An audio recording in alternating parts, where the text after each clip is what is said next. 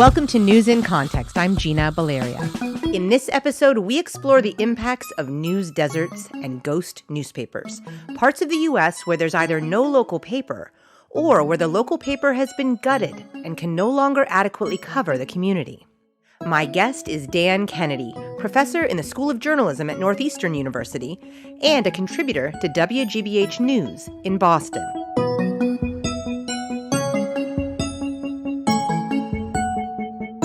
I have a real, obviously, interest in news deserts as a former journalist and someone who's watched, and you too, right? Who's watched our industry not be able to do what it needs to do to help us keep our societies healthy. I'd love to start by defining how you define the term news deserts as you're thinking about this problem. I would almost say that a news desert would be the most extreme case that you can think of in which your community really isn't getting any coverage at all. It's just as people who live in food deserts have a very hard time finding healthy food for themselves and their families.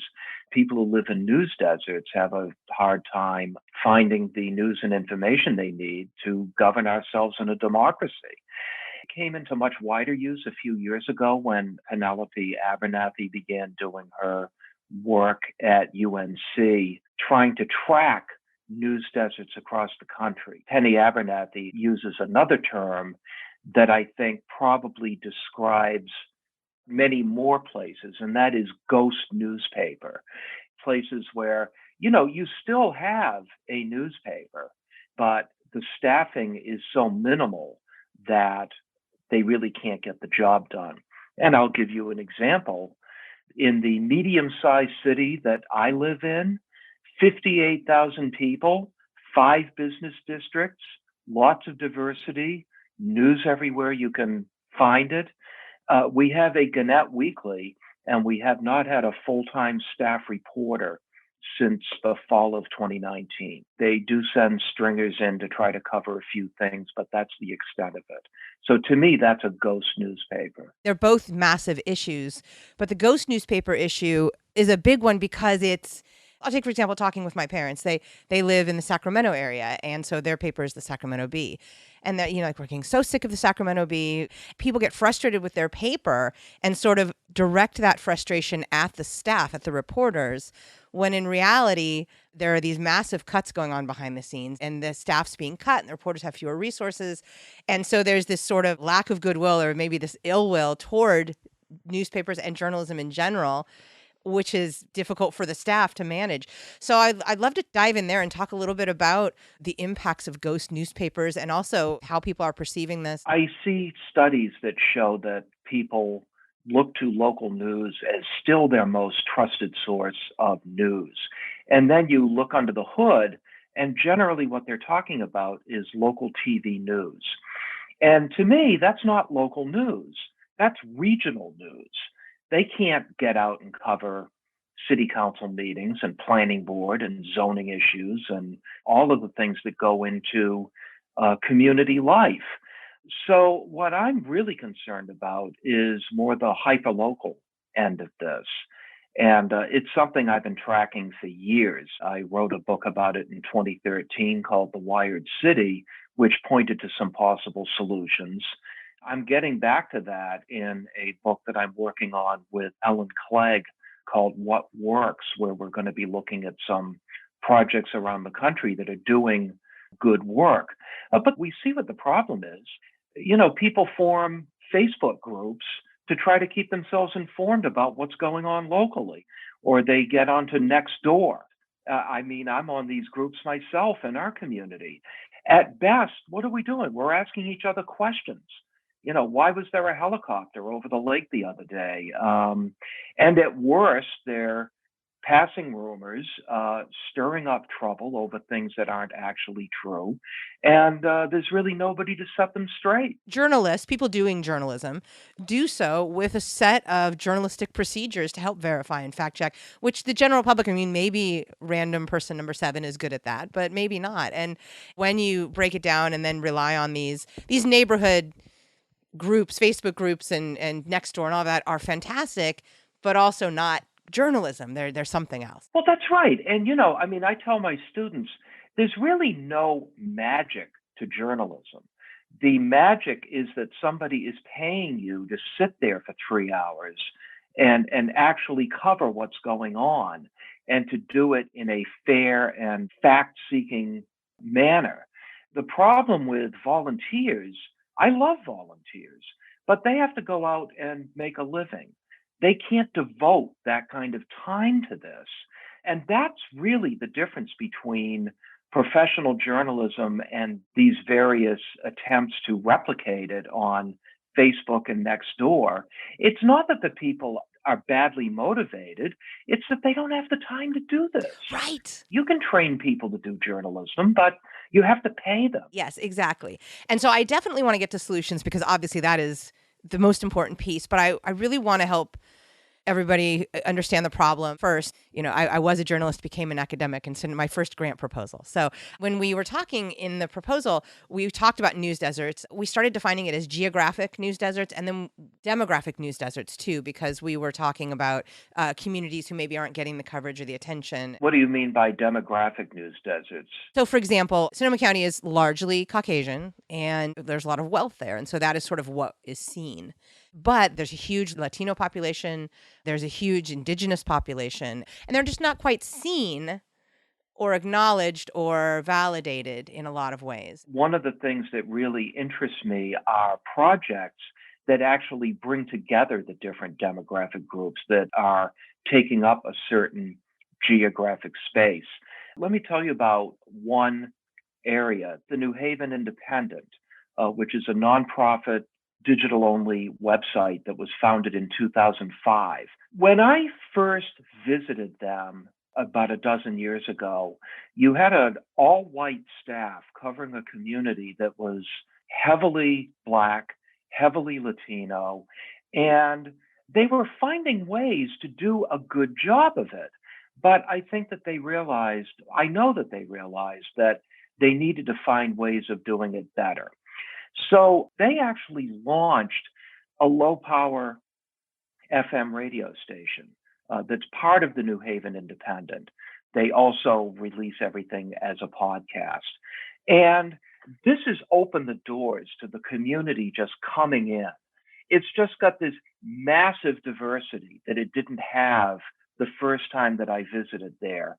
In addition to that, the staff of the New Haven Independent itself is more diverse than it used to be. And so what you have is, rather than catering specifically to different demographic slices, you're bringing everybody together. What they have in common is New Haven. And I just think that that is so incredibly important to overcoming the divisions and the polarization that is just ripping us apart as a society. Oh, I completely agree. And that's such an amazing example because what you said, what they have in common is New Haven. Now, maybe New Haven looks different to each of them, but then we get to discover that, right? Because we're talking with everybody. How's it doing? They are actually doing quite well, and they've always done quite well.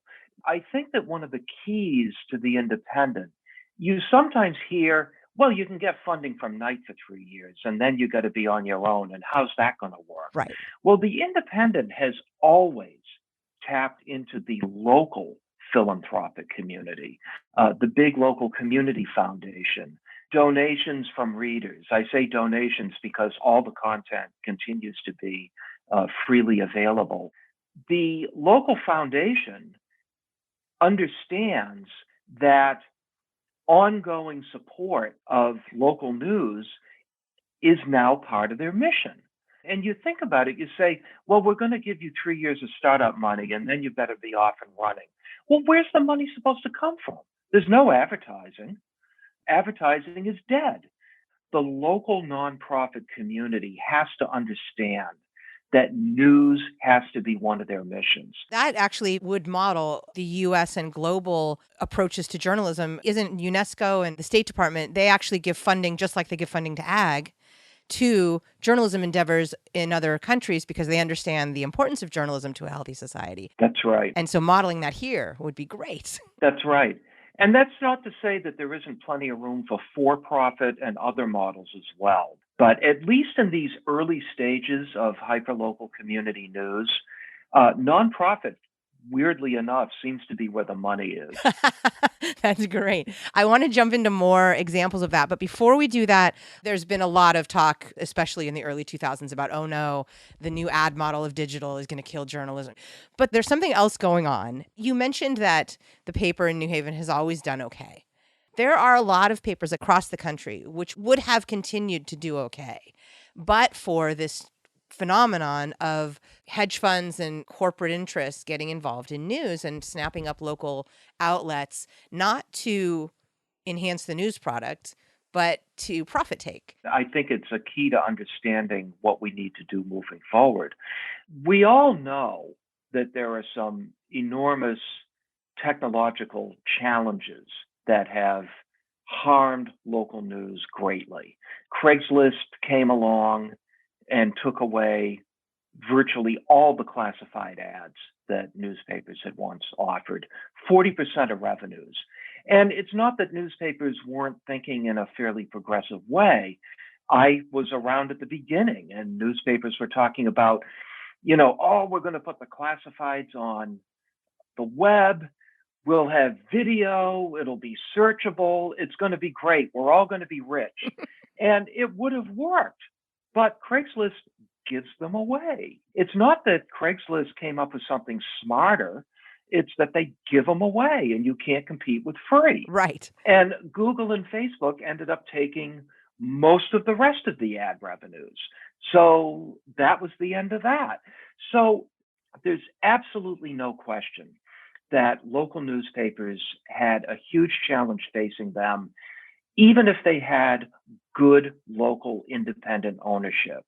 But they don't have good local independent ownership because starting in the 70s, corporate chains like Gannett came in and started acquiring newspapers by the bushelful, cutting newsrooms, driving up profit margins, and leaving the newspapers in a weakened condition for when these other challenges began to come along. So you've got chain-owned newspapers trying to deal with the technological problems I mentioned, and they're not investing in the future. In fact, they're cutting their news products so much that they're driving away subscribers. Then the hedge funds start coming in. We've seen this lately with Alden Global Capital, which is certainly the worst newspaper owner on the planet, acquiring the 9 major market dailies owned by Tribune Publishing, adding to the 100 that they already owned. And by the way, the day that we're recording this, Alden is already starting to cut the newsrooms. It breaks my heart. It's already begun. You're listening to News in Context. I'm Gina Baleria. We're talking with journalism industry expert Dan Kennedy about news deserts and ghost newspapers. Ellen Clegg's argument, my research partner and I, both argue that the technological challenges could be overcome in many cases if you had committed local ownership. And we've seen this with some of the regional papers, the Boston Globe, the Minneapolis Star-Tribune, the Seattle Times. All of them are doing reasonably well as for-profit newspapers that are making this transition from an advertising-based revenue stream to a digital subscription-based revenue stream. But they've shown the patience to do it because they actually care about journalism and they're willing to settle for a break-even proposition or maybe a small profit rather than the 15 or 20% that Alden Global Capital might insist on. In fact, as far as anybody can tell, Alden just seems to want to run these papers into the ground and then they'll walk away. So why should we care? What are the implications of a weakened local newspaper, a ghost newspaper, a news desert? What are the implications of this? Well, if you care about democracy at the local level, then you have to care about the fate of local news. And it doesn't have to be a newspaper. It can be a website. It can be a community radio station. But you have to care about the fate of local news. There have been a number of studies done that have shown what happens when communities lose any sort of reliable local news source. One very interesting finding is that municipal borrowing costs rise. The people who are lending the money have concluded that there's a higher likelihood of corruption. And so it's less likely that this is going to be a good investment. So they charge a little bit more interest. Wow. There was a study done just recently that attempted to measure levels of polarization in communities that had a quality news source and communities that didn't.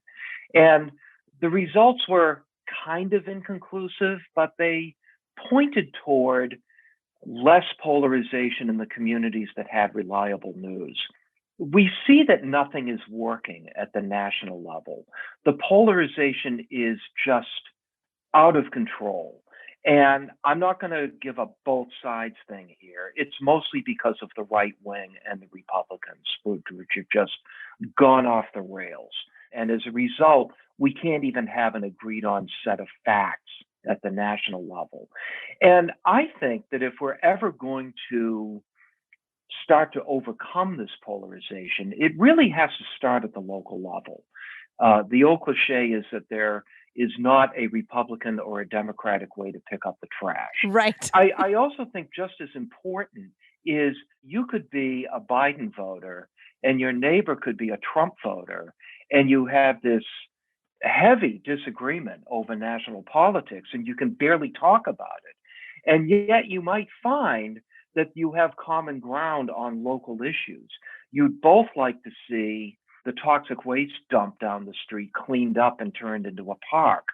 You'd both like to see the school system improved. You'd both like to see the police department reformed, although you probably have very different ideas about how that reform ought to take place. Right. But you can still find a commonality about reform, the idea, and then talk about your disagreements, maybe. Exactly. And so when you have a solid, reliable local news source, you can do these things. And the local news source can act not just as a reporting outlet, but as a convener of the community conversation. If we're going to save this country, I think we have to start by rebuilding community life. Oh, I'm 100% in agreement with you. My question for you, because you've been immersed in this, are we too late? I mean, I'm an optimist. It feels like we're in a really scary spot with the polarization and the lack of information, the misinformation. I have a lot of pessimism about what's going on nationally. Yeah. I think there were some structural problems that are almost impossible to overcome that have brought us to this place and can't easily be solved. I'm optimistic about community journalism. Rather than being too late, I think in a lot of ways we're just at the beginning. You know, when Tribune Publishing fell into the hands of Alden Global Media, my sense was that this was the last opportunity to save some semblance of the old order. And with that gone, there's really nothing left now except to go about the hard work of trying to build a new independent media system. There's a lot of things going on.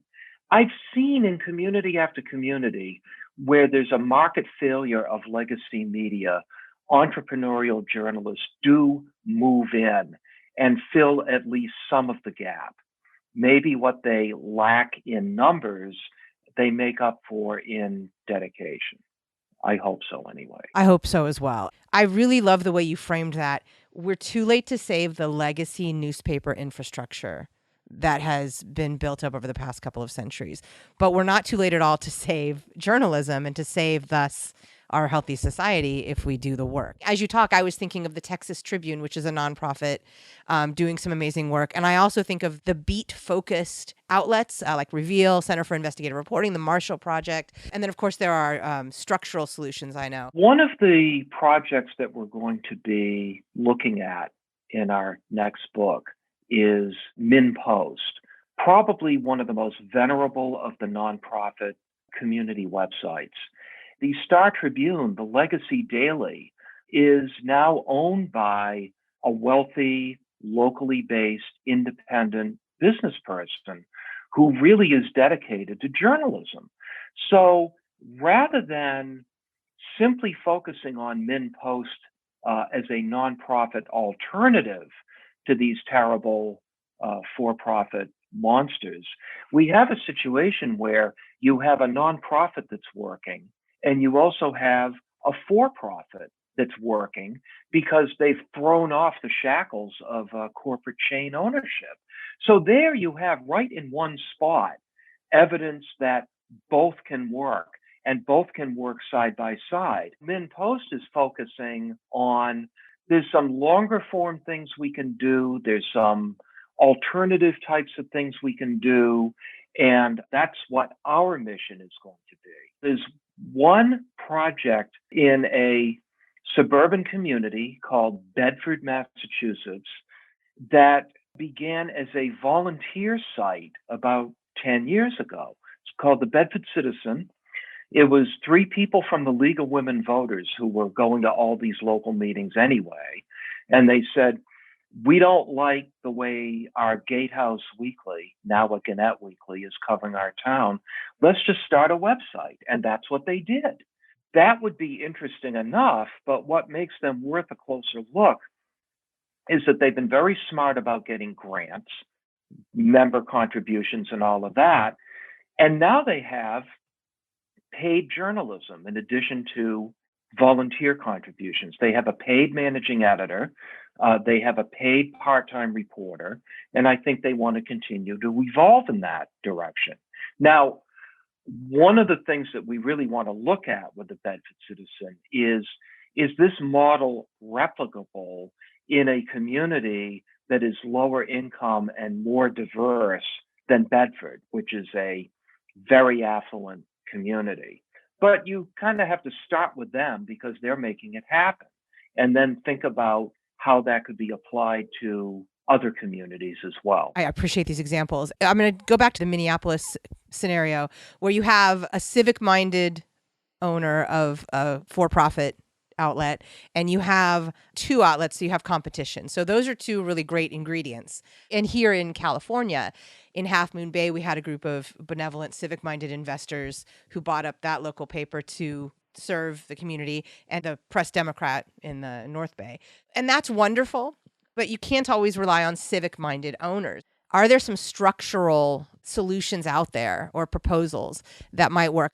There was a bill in front of Congress last year, I'm not sure if they've reintroduced it, that would have given tax credits to local advertisers for buying ads in a nonprofit paper and things like that. And I'm wondering, is there anything currently in the works structurally to help with the systemic support of local journalism? I think that one of the reasons that it's been so difficult to chart a way forward for local journalism is that people always get it in their heads that there needs to be a structural solution.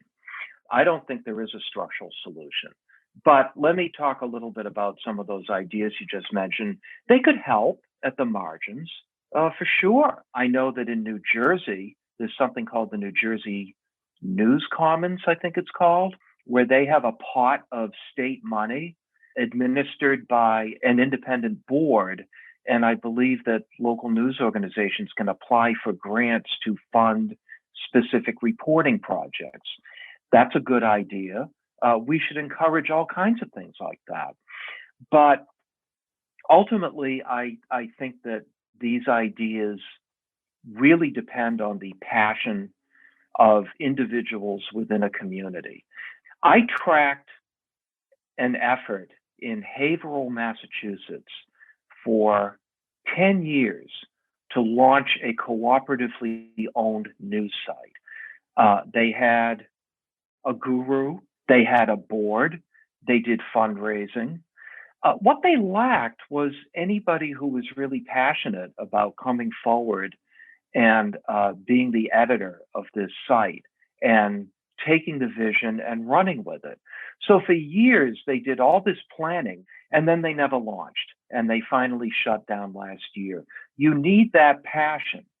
10 years of trying in Haverhill, never caught on. Meanwhile, in Mendocino County, a couple of young journalists left their Alden newspapers about 5 years ago and started a for-profit website called the Mendocino Voice.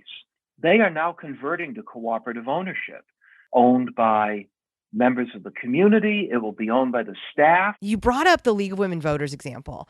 The Flint water crisis was broken in large part because of an ACLU reporter. So you have actually not just nonprofit journalism, but you have nonprofits now, some of them doing journalism. And when I left Daily News, I went into kind of that space and helped create a nonprofit newsroom for a statewide governance organization here in California. And that is a trend, too, that I think is worthwhile. I remember 10 or 12 years ago writing a piece about the ACLU filing a bunch of Freedom of Information Act requests that were producing fantastic data for journalism.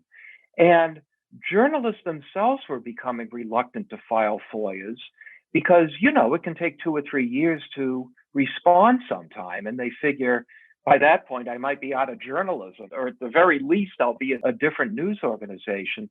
So, anything that you can do to produce that kind of deep information that news organizations can pick up on, I think is fantastic. Leveraging a nonprofit to produce journalism, whether that nonprofit is really engaged in the news or has a different mission like the ACLU, I think can really be helpful at a time like this. So now with all of this sort of shift and the legacy news space falling away, that's where the name recognition was. Like, I know that my local paper is X. I'm a San Francisco Chronicle, right? So now we've got all these new players. A lot of them are doing great work. There's also that aspect of the sort of pay-to-play papers. The New York Times just did an amazing piece. So you've got pay-to-play masquerading as journalism, but actually the content is sort of PR-based or partisan. How would you advise a consumer to navigate this? That's a very difficult problem because you do have these communities that are completely unserved, and all of a sudden it looks like a website has popped up that is providing them with a little bit of local news, and it really turns out to be Republican propaganda, and in a few cases, Democratic propaganda. I think one of the biggest problems with ghost newspapers is that they're in the way. They make it difficult for somebody to start something new because, we still have the Smithville Republican Democrat. Why do we need this new thing? And they're not grabbing onto the fact that there's nothing in the Smithfield Republican Democrat. That, I think, gives an opportunity for these pink slime sites to come into view because nobody wants to take the risk of starting a legitimate news site when they have to compete with the hedge fund that owns the local paper. But the pink slime sites will come in and compete because they're taking political money for the specific purpose of doing that. I've taken a very optimistic tone, and I really haven't talked that much about things that I really legitimately worry about. The kinds of alternative new journalism projects that we've discussed are easier to launch in affluent, well-educated places, or at least in well-educated places. If you look at Penelope Abernathy's map of news deserts, so much of it is the rural middle of the country. I'm optimistic, but I think we've still got a long way to go before we can really solve this problem. Thank you to my guest, Dan Kennedy, professor in the School of Journalism at Northeastern University and a contributor to WGBH News in Boston. Music in this episode includes Spring Fling by Track Tribe and The Heist by Silent Partner. In addition to hearing News in Context every Friday at 8:30 a.m. and 6:30 p.m. on KSFP 102.5 in San Francisco, you can hear it on Spotify, Stitcher, Apple Podcasts, iHeartMedia, Google Play, Google Podcasts, Podbean, YouTube, and PRX. We're also on Facebook and Twitter at News in Context SF and on Instagram at News in Context. And you can find links to all of that at newsincontext.net. I'm Gina Valeria. Thank you for listening.